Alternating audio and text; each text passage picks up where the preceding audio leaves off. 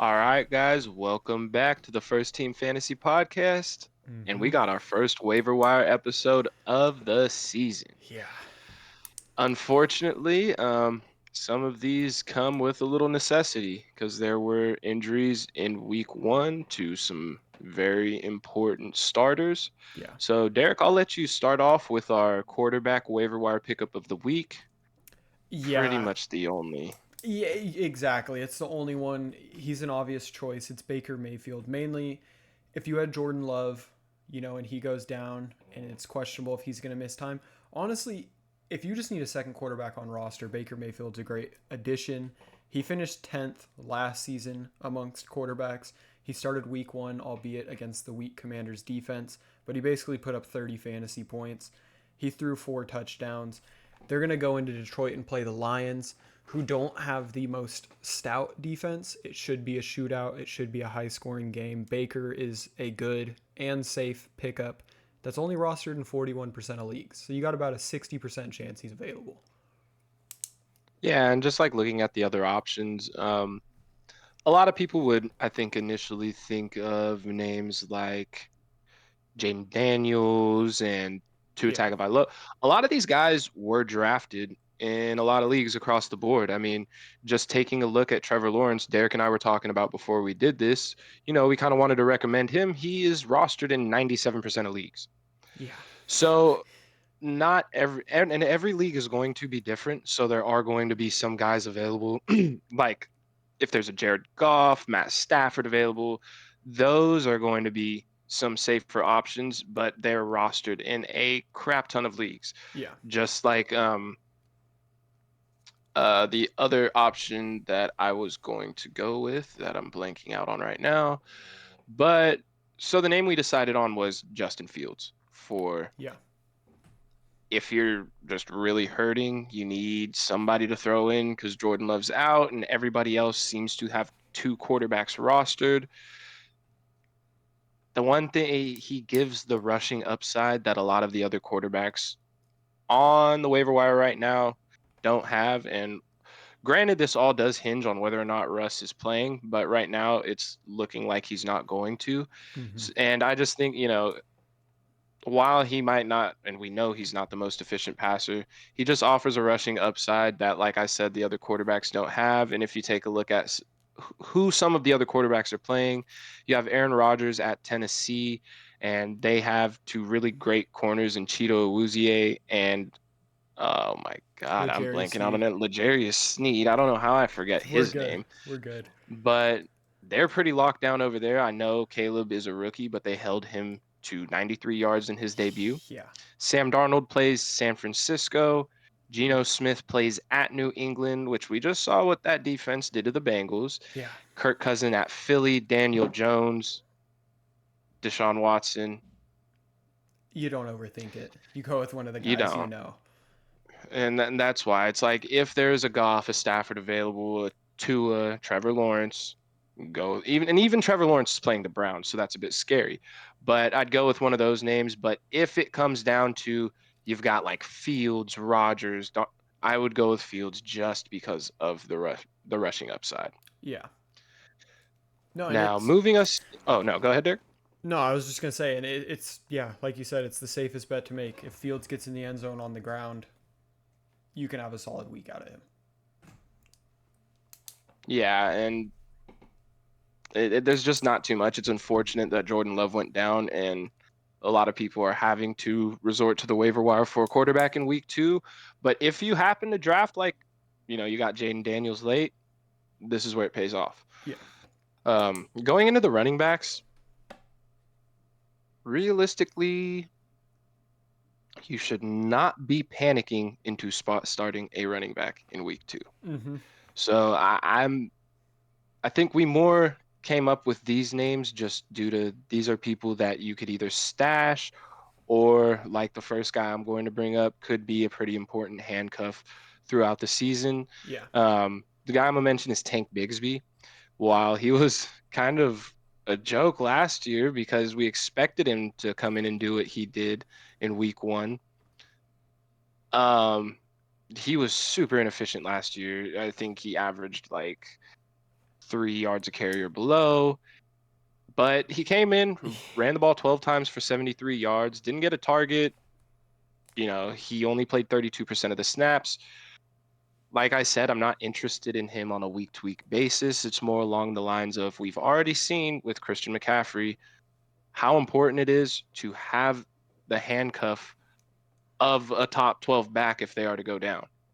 Yeah. And just seeing the amount of volume that they gave Tank Bigsby, and if ETN were to go down, it would just be huge to already have him and not be scrambling for a waiver wire running back, or just having that handcuff that you could immediately slot in saves you a whole lot of stress, effort, panic trades. You could skip all that, stash the guy in week 2, move on. Yeah. No, it's the same. It's basically the same case. Bucky Irving, we saw him come in, be extremely efficient on the ground, just like Tank. 9 carries for 62 yards. He saw 3 targets out of the backfield. He's another one where he's a good handcuff to have. You know what's crazy? I was just looking a really, honestly, I mean, the golden nugget of the running backs, if he is there, is Jordan Mason. I just looked. He's Oh, yeah. 56% rostered on Sleeper. So you actually, 44% of leagues, he's there for you. And I mean, if you're going to pick up a running back, that's just, if he's there, that's the one you go with. We saw the news Definitely. on McCaffrey. And if you're playing in a league that has the traditional waiver, the rotating priority. So if you're at the top, if you have waiver priority this week, I'd definitely go for Jordan Mason if he's available. Yeah. But then, I mean, outside of him, what we're looking, we touched on Justice Hill. If the Ravens are winning, we're not necessarily going to see him on the field a whole bunch in passing downs as we did. We saw Mattison he had a great catch and run. Zamir fumbled. They went to Mattison a little bit. But it's just really early to assume that Madison's going to be that involved on the offense, that Justice Hill is going to be out there, over 50% of the time. It's just, it's really early to drop some of the guys we drafted. Unless, if you're in deeper format leagues, they're worth looking at in some of your deeper bench spots. But for a traditional league, a 6 bench, a 7 bench, it's just tough to drop one of the guys already for him. No, definitely. And the thing about Justice Hill and Alexander Mattison is a lot of what they got was it was heavily dependent on game script. Yeah. Which, when we're talking about guys like Bucky Irving and Tank Bigsby, if they do get any type of run, it won't be dependent on whether they're winning or losing. Yeah. Because those are teams that involve their running back regardless. And especially Bucky Irving, they just throw the ball to the running back so much. If Rachaad White were to go down, Bucky Irving will be great for fantasy football. Yeah. But the last kind of guy, I think is worth bringing up as far as the running backs go is just Jaleel McLaughlin, and only because he touched the ball 15 times in that first game. Mm-hmm. Granted, this could be a very bad Broncos offense. It really could. Bo Nix did not look good. It was his first game, but it wasn't against the best defense. They're playing Pittsburgh this week. So I don't think McLaughlin is going to have the greatest game, but just seeing that he got 10 rushing attempts and 5 targets out of the backfield, got more than Javonte did. And yeah, it's going to be a muddled backfield, but if he's going to get targets, that's what we want out of running backs. And just a name worth keeping your eye on, not necessarily someone I'd go out and grab right now. Yeah. Yeah, and if J.K. Dobbins is available, which I highly doubt. Yeah, I think he's one of the guys I feel like you know what I mean? He's one of those late drafts that's on. It was a late round draft teams. but there's some shallow leagues or whatever. Sure. If he's available, definitely go out and get him. But that's one I feel like didn't necessarily have to be mentioned, but got to shout out my guy. Yeah, no, and fair enough. And I think that'll segue us to the receivers, where Demarcus Robinson has to be towards the top of list because Puka on the IR. He's a guy that is the clear wide receiver 2. He played 92% of snaps. He saw 7 targets. He caught 4 of them for 42 yards. They're going into Arizona, and playing the Cardinals. It's a favorable matchup. For whatever reason, if you were maybe like a Packer dependent team and it is Malik Willis, I mean, those are tough questions to have benching like a Jaden Reed or someone for Demarcus Robinson, but we have seen people like Malik Willis play football, and It's just hard to I mean, when it comes to Jaden Reed, I'd be a bit more comfortable because, like we talked about, they give him the he's manufactured dynamic. touches. They'll Yeah. give him the end arounds. Like, he might still be startable, but it's like, okay, if it's coming down to Christian Watson or Demarcus Robinson. Yeah. No, exactly. I'm going to Demarcus Robinson. Like, you just It's have to. yeah. Give me Matt Stafford's wide receiver 2 over Malik Willis's. Yeah. Sorry. Yeah. But yeah, no, and other than that, with just the 2 Cardinals receivers, Greg Dortch, Mm-hmm. Michael Wilson. I was saying I do like Michael Wilson a little bit more. He didn't necessarily have the biggest fantasy day. He scored the touchdown, and that was his only catch. Mm-hmm. But he was out there for 80% of the snaps. Year 2 guy. I think as the year goes on, it'll kind of get solidified around Marvin Harrison, Trey McBride, and Michael Wilson. Greg Dortch is going to be out there in the slot, and we know Kyler likes throwing in the ball, which is why he'll always like kind of just be a sneaky spot start option if you need a guy to throw in the flex, especially for like if you're shooting for random upside, like you're just trying Yeah. to swing for the Greg Dortch is not a bad option for that. Um, but yeah, it's like we said, we're in week 2, so it's kind of Yeah. at the point of trying to call your shot on the next Puka Nakua or Kyron Williams, which after week 1, it's not. There wasn't anybody who really blew up like that aside from Jordan Mason, who has Christian McCaffrey in front of him, which we know if he's healthy, Yeah. it's going to be CMC. Yeah. And I mean, just the last receiver I'll bring up's Alan Lazard. He's basically spent, actually, I'm pretty sure he spent his entire career with Aaron Rodgers. He even followed him to New York when New Rodgers York, went, yeah. albeit they didn't play together last season. But we saw him get 9 targets. He is the wide receiver 2 there over Mike Williams, at least as of now. We went through and did math on his catches in the last drive with Tyrod. He had 3 catches for 16 yards in that touchdown. Even without that, his 27-point finish still was in the 16s. So he did have a solid finish, still saw 6 targets, had around 3 catches for 70 or so yards before that final drive. I mean, he's a guy that has familiarity with Rodgers. They played the Niners the very first game. I'd like to think as Rodgers kind of gets his footing. I mean, he's someone that you look at to roster at the least. He's only 2% rostered. And you honestly, if you even want, you can probably wait another week. Because with the guys towards the top, I don't think he's going to be picked up in too many leagues, at least this week. Yeah, and he definitely offers some value if like him and Rodgers can both stay healthy throughout the year. I think the reason he wasn't even getting looked at throughout the whole draft process was because they signed Mike Williams. Yeah. And if he's going to retain that number 2 role there in New York with the rapport he has with Aaron Rodgers, it could end up being pretty valuable. Yeah. Last guy I do kind of want to touch on just because I'm not saying this is the guy, but Jalen McMillan Yeah. on the Bucks, he had 10.2 points because he caught his lone reception for 32 yards and a touchdown. Mm-hmm. But he had 2 other targets that he wasn't able to haul in. What I like about this guy is, number 1, he was out there for 83% of the snaps. Yep. So he is the clear-cut wide receiver 3 on this team. And while I love Mike Evans, I love Chris Godwin, neither one of them have been the poster boys for health. Mm-hmm. So should they go down? I mean, we know Baker likes to throw the ball, and Yeah. this is a young rookie.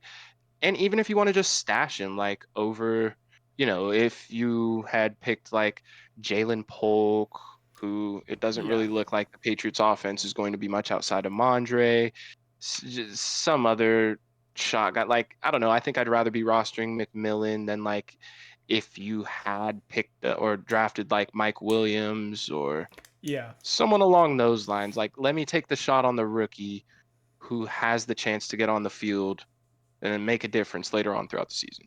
Yeah. So, For sure. And I mean, all you can go ahead and cover the top tight end available in most leagues because, I mean, for obvious reasons. oh yeah, and I mean this one, it's kind of difficult to, because I guess this is going to be like this is going to be the big fab dump. This is going to be where people Yeah. are spending their waiver priority, and I think it's with decently good reason because like I brought up all of the reasons why I like Isaiah Likely as a standalone fantasy option outside of just Mark Andrews had a bad game. Isaiah Likely got all the I Mm-hmm. think he's going to be a cog in the wheel of the Baltimore offense, and he's going to go as they go. If they play well, he's going to play well. He's going to be a big part of that offense. If you want to spend, a decent little chunk of change on Likely, because, like I said, he's someone that I believe you can use as a flex option throughout the course of the year. Go ahead. Yeah. His buy is not till week 14. He's usable. I think he could be worth it, and there aren't too many other options. Yeah, and just to quickly touch on, if you're in the position where you have an Njoku or you have a Ferguson and they happen to miss this week, and you miss on the Isaiah Likely sweepstakes, a couple names to at least keep eyes on. The first one, Colby Parkinson, the tight end for the Rams. He basically played the entire game, 88% of snaps. He saw 5 targets. He caught 4 of them for 47.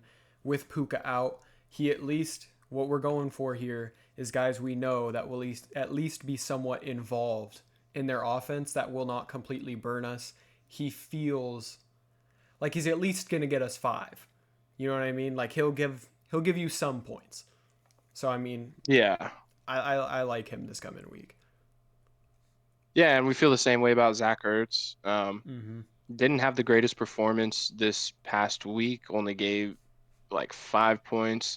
I think he caught, yeah, three of his four targets for 28 yards. Was out there for 71% of the snaps, but as long as he's healthy, they're playing the Giants next week. We know the tight end is one of the favorite safety nets of a rookie quarterback. Granted, Jaden Daniels likes to run a lot, but that's what we're talking. I mean, you're spot starting a tight end because yours got hurt. What you want is just not zero. Yeah. You just don't want zero. So Zach Ertz isn't going to zero you, and yeah. Yeah. And then I know we've talked about there's a clear defense you would want this week, but how do we? Oh, oh, oh! I gotta mention before we move Oh, on, go Taysom ahead. Hill. Go ahead. Gotta throw Taysom Yeah, Hill out there too, just because he's rostered in 49% of leagues. Still that's a true. chance that yeah, he's a good just option to snag if I talked about him in the previous episode. It's all the same things that I had to say. He's going to get rushing volume. He will get chances at and near the goal line. So, yeah, if you need a spot start, Taysom could do that for you. No, for Gross, but sure. yes. Yeah. And this isn't our number one choice. I'm throwing it out there. If Jordan Love does miss, how do we feel about the Colts defense against Malik Willis?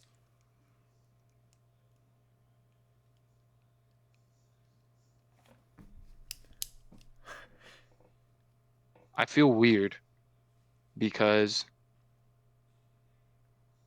I mean, I guess it's different. It's like, okay, Joe Mixon tore up the Colts this Mm-hmm. past week. Like horrible. And I feel like they're going to run the ball a lot, which Josh Jacobs could end up. Yeah. But which the Green Bay Packers, led by Malik Willis, are not going to like have the same threat over the Through top the air, exactly. You would assume the that Colts are going to be able the to stack the Texans did. box. That's So the the thing. Colts are probably going to sell out on the run. So that's why it's like, you know what? Maybe I think I might like the Colts defense this week because of that. There's definitely a defense we like a lot more if you have to pick up. I just had to bring it up in the off Yeah, no, that chance, was a good you one. know? That was a good one. I didn't even like really think about that until you said it, but yeah, because they're probably going to sell out to stop the run. Yeah. But yeah, our number one option this week, if Hmm. you're streaming defenses, you should be picking up the Los Angeles Chargers and playing them against the Carolina Panthers. This offense does not look better than it did last year. No. So, I mean, when you start off the season with an interception, it's kind of indicative of where we've come, and it's nowhere. Yeah, poor Bryce We Young, have not man. come anywhere. Does not We're look good. right back where we started last year Yeah. with the Panthers. So, yeah. And then kickers for, man, just pick one. Fair. Very fair. You just don't There's know. no trying to, yeah. I mean, literally in one league, I think, yeah, I think it was in Bubble Bowl. I just picked Fairbairn because I was like, good team, late bye. Don't have to pick up a kicker for 14 weeks. There he goes. There he goes. It is so impossible to. I don't even want to like play that game with kickers this year. We're not going to. Just pick a kicker. Yeah. But yeah, that's all we got for you guys for this waiver wire episode. We will be back with the second half of the morning games and then the rest of this week's games before we get into the previews. Yes, sir. So, anything else you'd like to add? No, just come back next time. Take more reps with the first team.